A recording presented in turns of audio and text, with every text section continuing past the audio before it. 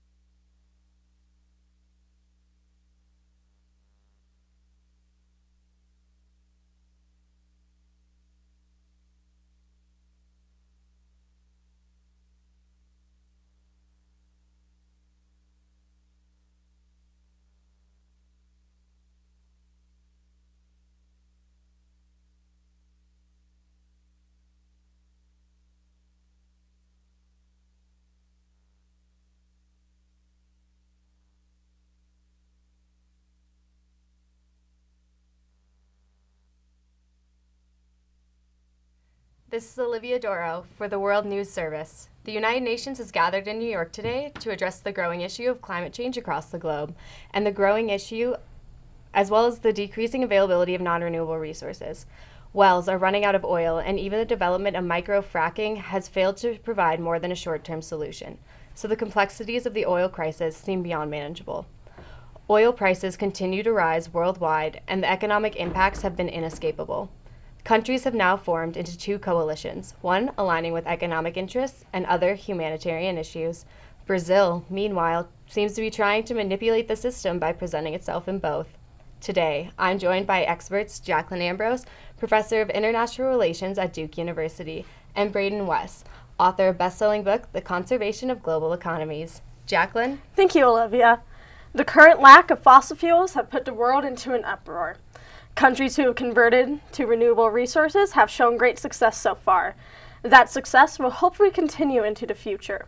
During today's conference, I'm hoping to see the Future Environmental Coalition Committee pushing for both developed and developing nations to ensure clean solutions for the preservation of the human race, including turning towards solar, wind, and hydropower. Braden? Thank you.